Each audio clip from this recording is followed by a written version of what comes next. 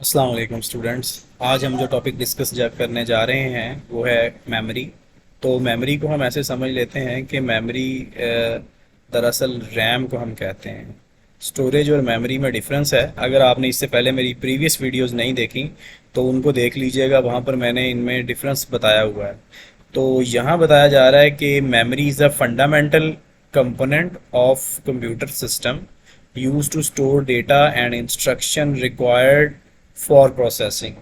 मतलब जो भी इंस्ट्रक्शंस हैं, जो भी जैसे आपने किसी भी प्रोग्राम पे डबल क्लिक किया, तो जैसे आप डबल क्लिक करते हैं तो उसे मेमोरी में लोड कर दिया जाता है। यानी कि उसने अभी प्रोसेस होना है, तो प्रोसेसिंग के लिए जो भी आपका प्रोसेस आएगा, प्रोग्राम से प्रोसेस बनता है और वो पहले मेमोरी में जाएगा, उसके बाद प्रोसेसिंग होगी और देन उसकी आउटपुट आएगी। It ensures that the CPU can access information quickly during the program execution. अब ये बता रहा है कि इस बात की यकीन दहानी कराई जाती है, रैम या मेमोरी इस बात की यकीन दहानी कराती है कि जैसे किसी इंस्ट्रक्शन की ज़रूरत पड़ेगी तो फ़ौरन उसे मेमोरी से उठा लिया जाएगा।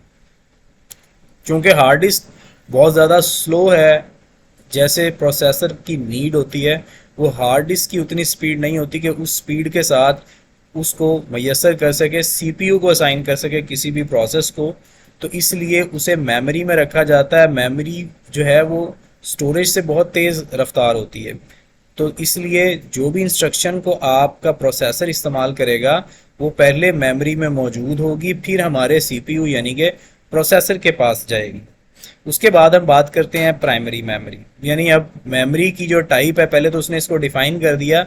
नेक्स्ट प्राइमरी मेमोरी यानी कि रैम। तो primary memory also called random access memory, आप सबको पता है इसे रैम कहते हैं, is the main working area of a computer system. ये कंप्यूटर सिस्टम का मेन वर्किंग एरिया है। यानी कि तमाम प्रोसेसेस, तमाम प्रोग्राम जब प्रोसेस बनते हैं तो पहले वो मेमोरी में लोड होते हैं, उसके बाद वो प्रोसेस के पास जाते हैं। It is the fast storage where the computer keeps. अब यहाँ ये बात कर रहा है कि ये फास्ट स्टोरेज है जहाँ पर कंप्यूटर अपना डाटा, वो वाला डाटा रखता है जिसको उसने प्रोसेस करना होता है। अच्छा, इसका एक और नाम भी है जिसे हम IAS कहते हैं, इमीडिएट एक्सेस स्टोर इसे कहा जाता है, या डायरेक्ट एक्सेस मेमोरी भी इसे कहा जाता है। और ये बता रहा है the data and instruction temporarily, और ये टेम्परेरी मेमोरी है। यानी मेमोरी के बारे में अब आप याद रखेंगे कि ये एक टेम्परेरी मेमोरी भी है।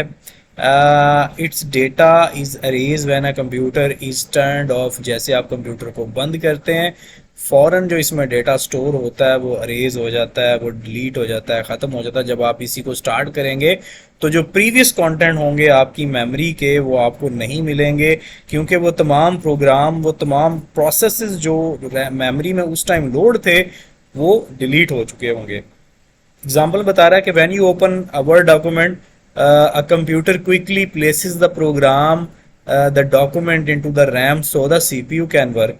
तो ये बात मैं पहले अर्ज कर चुका हूँ कि कोई भी प्रोग्राम आपने अगर चलाना है तो वो पहले रैम में हम रखेंगे, फिर सीपीयू उस तक एक्सेस करेगा। वो डायरेक्ट हार्ड डिस्क से एक्सेस नहीं करेगा, क्योंकि hard disk is very slow than RAM. Next हम टॉपिक की बात करते हैं तो ये वर्चुअल मेमोरी है। अब यहाँ हम इस बात समझ लेते हैं कि अगर हमारा जो है वो प्रोसेस बहुत बड़ा है और रैम में एट द सेम टाइम हम उसे अकोमोडेट नहीं करते, तो हार्ड डिस्क का कुछ ऐसा हिस्सा हम रिजर्व कर लेते हैं जिसे वर्चुअल मेमोरी यानी एज अ रैम इस्तेमाल किया जाता है। अब इसे हम समझ लेते हैं।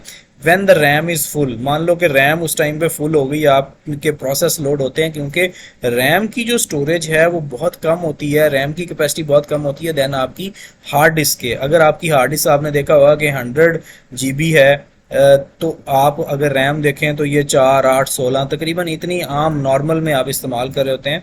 The operating system uses a part of computer storage drive like hard drive, solid state drive और non volatile memory express, NVMe। ये उसकी टाइप्स हैं जो हार्ड डिस्क के अगेंस्ट जो है इस्तेमाल की जाती हैं, SSD हार्ड डिस्क की जगह पर, या NVMe उससे लेटेस्ट जो है स्टोरेज की टाइप है। इसको एज अ वर्चुअल मेमोरी इस्तेमाल किया जाता है।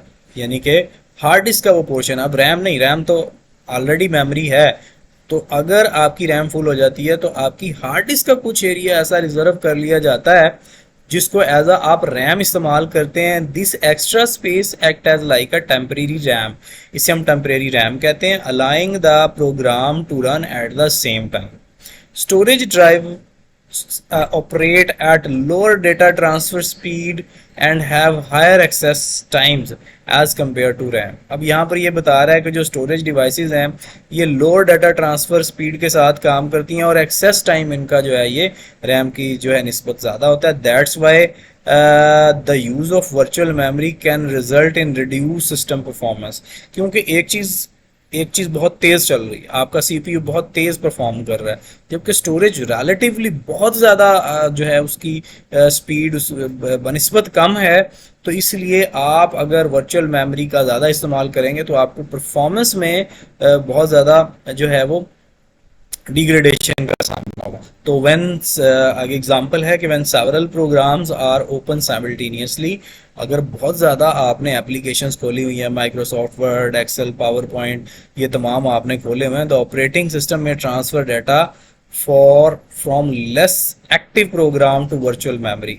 तो आपकी रैम ये फैसला करेगी कि मैंने किस प्रोसेस को, किस प्रोग्राम को उठा के वर्चुअल मेमोरी में रखना है।